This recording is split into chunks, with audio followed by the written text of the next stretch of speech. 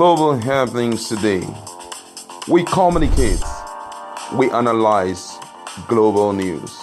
Stay tuned. Hello and welcome to Global Happenings. Today we have a trending news for you, and the headline reads: the bill to ban protest in Nigeria has been proposed, and Nigerians have reacted to this. But before we go into the details and further analysis, we do like you to subscribe to our channel by clicking on the red subscribe button below. Beside it, you will see a bell notification icon.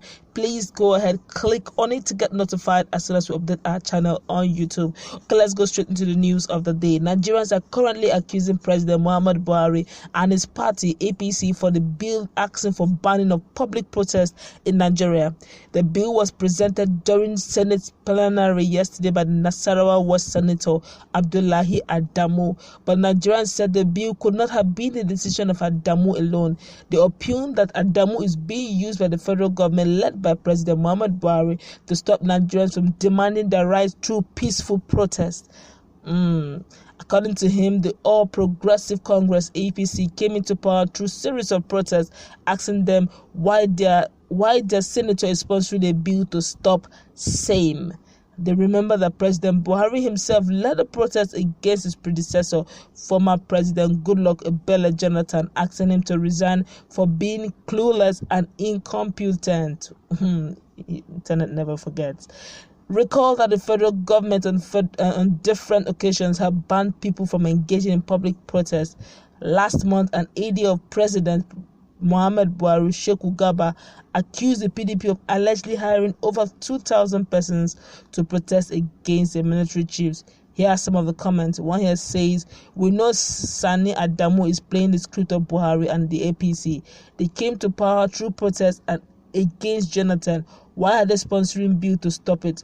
Rubbish." This one here says, "Any doubt to confirm why Buhari won't strategize his way he stay beyond 2023. I'll take that again. Any doubt to confirm why Buhari won't strategize his stay beyond 2023.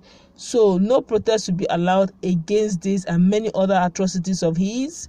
That's a question to be answered." This one here says, "Even the current government led protests in 2014, led by Buhari, Adams, Shomole, Rotimi, Bola, and others. This one here says, evil set of people, they want to cage us." This one here says, "Tell them, since they certainly don't know shameless government, they keep on bringing this country backwards every minute." This one here says, "Another attempt to silence the opposition. People will always rise against what they feel is not right. The National Assembly should not declare war against the masses." This one here says, "Why are these people like this? They came to power through all sorts of lies and protests. I just wish Nigerians will learn their lessons." This one here says, "But come on, who are these people drafting all these senseless bills for? Bill to ban public protests, bill to create flexing agency for Boko boys, bill to give lawmakers immunity, and what have you worthless bills? Wow, so many reactions. Honestly, Nigerians are beginning to take to their social media handles, and they're not finding it funny, being the fact that a lot of things are happening, and they're expecting, better bills to be passed, and not this joke of a bill. How can you post a bill? In fact, it's enshrined in democracy. There's that freedom of expression, and one of the major methods of freedom of expression is through protest. You cannot. I could still remember vividly during the time of Sowore.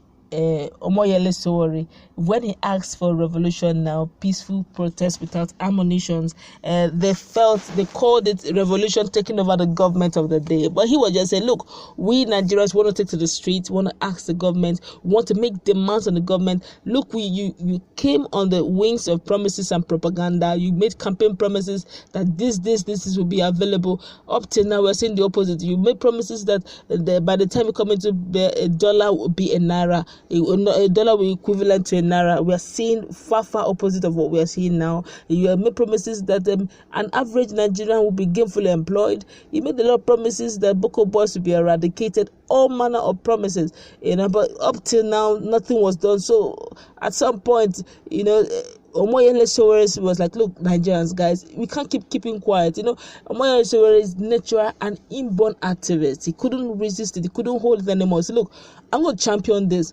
Let's make it revolution. Let's make it all around the whole 36 states of Nigeria.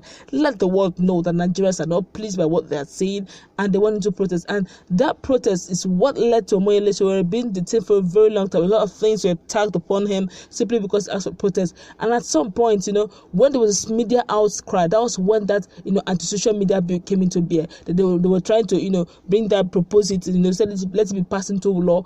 I see that was not enough. They said they wanted to do hate speech bill, where whatever statement you make against the government of the day termed as hate speech, and death was the penalty. After a while, they were thinking, okay, let's not make it death. Maybe it's too harsh. Let's look for something else. And there have been bills, there have been laws already, guarding such laws, but they want a situation that is personally targeted, so you can easily point at someone, hang him a hate speech bill, hate speech law,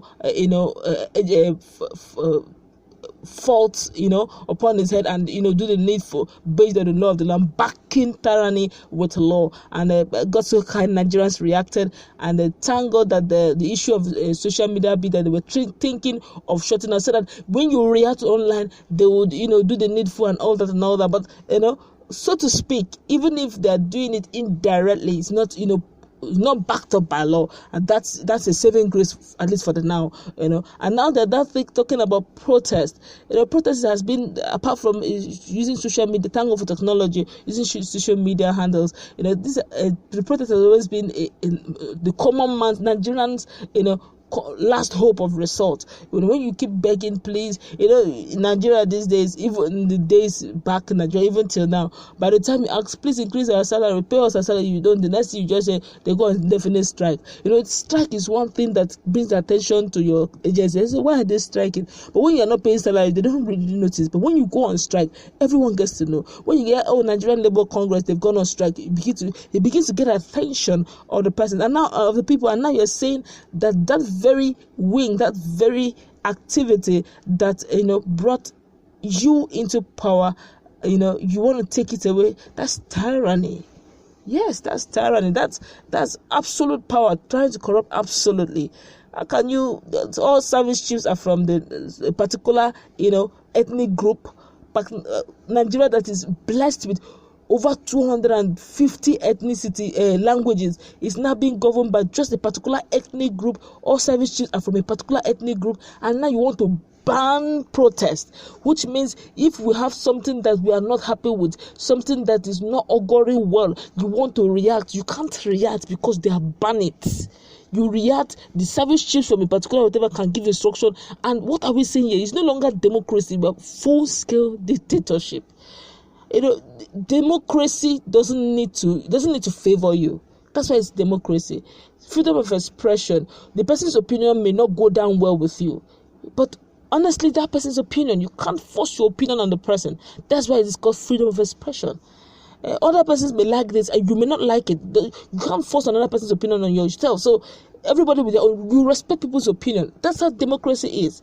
You may not like the fact that you're trying to bring a particular style of governance. People don't like it. You're trying to say, okay, everybody from now henceforth, I will not be paying people salaries. You'll be collecting it in your house scheme. They're saying we don't want house scheme.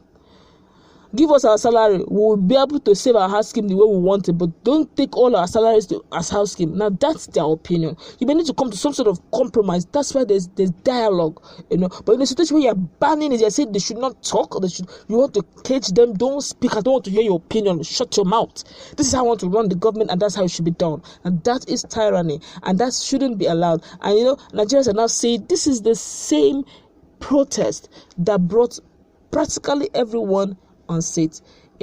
Why is it the same protest that is now a problem that they want to ban it? The last voice of the common man. Supreme Court, a lot of persons are not happy with what had happened. The technical and the topographical and the mathematical error that happened in Supreme Court, and all of a sudden the Supreme Court said they can't reverse themselves.